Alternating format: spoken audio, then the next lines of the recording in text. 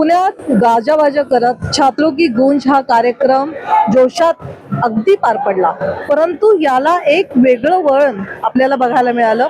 इतर वेळेस जेव्हा इतर नेत्यांच्या सभा असतात तेव्हा त्या सभेमध्ये देशाची गाणी लावली जातात किंवा देश अभिमानावर गाणी लावली जातात, परंतु राहुल गांधींच्या या कार्यक्रमामध्ये तब्बल गाण्यांचा कॉन्सर्ट, डीजे या सगळ्या गोष्टी आपल्याला बघायला मिळाल्या. अगदी त्याच्यावर तरुणाई थिरकताना पण आपल्याला बघायला मिळाली.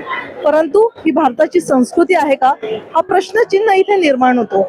असो, पण आज तब्बल 5 वाजताचा कार्यक्रम हा 7:30 वाजता सुरू झाला आणि त्याच्यानंतर राहुल गांधी हे मंचावर आले.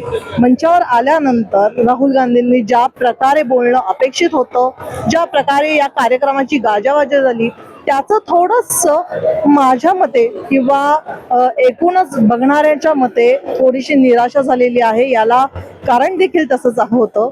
राहुल गांधी यांनी अनेक मुद्दे मांडले. जर तुम्ही बघू शकत असाल तर मोठा असा स्टेज आहे आणि या स्टेजवर राहुल गांधींनी अनेक मुद्दे उपस्थित केले, ज्याच्यामध्ये शिक्षा, रोजगार, सुरक्षा आणि बरोबरी या अनुषंगाने महिलांना खरंच त्या अनुषंगाने न्याय मिळतो का, असे अनेक प्रश्न त्यांनी उपस्थित केले. अगदी रास्त प्रश्न होते. खरं तर पिढ्यानपिढ्या, वर्षानुवर्ष या सगळ्या गोष्टींवर डिस्कस होत आलेला आहे. या सगळ्या गोष्टी मांडल्या जात आहेत. त्याच्यामध्ये महिला शिक्षण असो, ते सावित्रीबाई फुलेंपासून ते आतापर्यंतच्या प्रत्येक महिलेला शिक्षणासाठी स्ट्रगल करावंच लागत आहे. दुसरी गोष्ट आहे रोजगारी, जी प्रत्येक ठिकाणी होत आहे. महिलांना पुरुषांपेक्षा कमी वेतन मिळतं आणि त्यांना स्ट्रगल देखील करावं लागतं.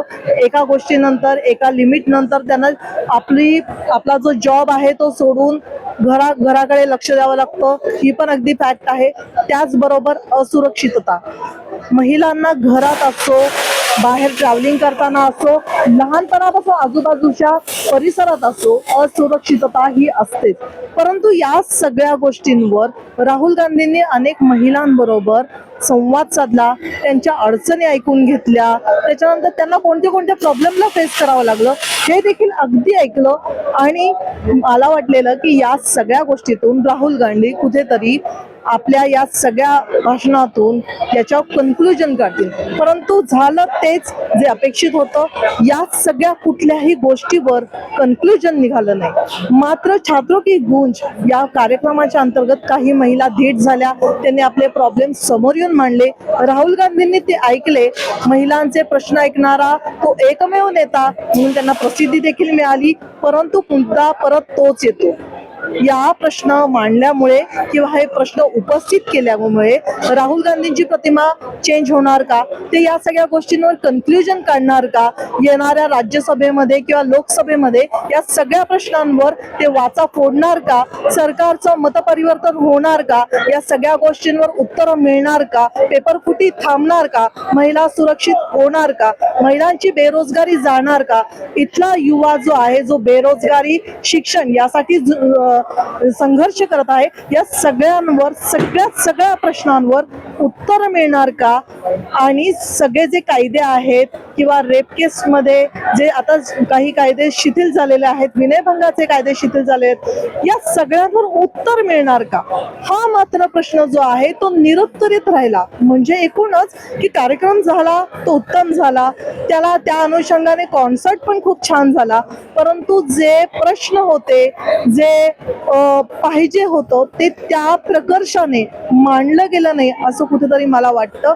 परंतु परत एकदा सांगायचंय की ज्यावेळी राहुल गांधींनी मोहन भागवत, मोदी यांच्यावर टीका केली, तेव्हा मात्र त्यांनी सांगितलं की मोहन भागवत म्हणतात की इंडियामध्ये रेप होतात आणि भारतात रेप होत नाही. कुठेतरी या गोष्टींचं आपण स्पष्टीकरण जर बघितलं तर इंडिया म्हणणाऱ्या मुलांची, जेनझीची जी संस्कृती आहे ते कुठेतरी आपल्या भारताच्या परंपरेला सोडून आहे.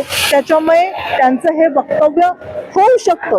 मात्र तरीही महिला बेरोजगारी, महिला असुरक्षितता, महिलांचं सक्षमीकरण या सगळ्या गोष्टींवर जरी वाचा फोडली गेली असली तरी उत्तर मात्र काहीच नाही. त्याच्यामुळे राहुल गांधींची ही सभा कुठेतरी जी कलाटणी देणार होती, जी युवा पिढींना एक संबोधणार होती, त्याचा काही इफेक्ट इथं बघायला मिळाला नाही असंच म्हणावं लागेल. पुण्याहून प्रतीक्षा पारखी, प्राईम टाइम महाराष्ट्र, पुणे.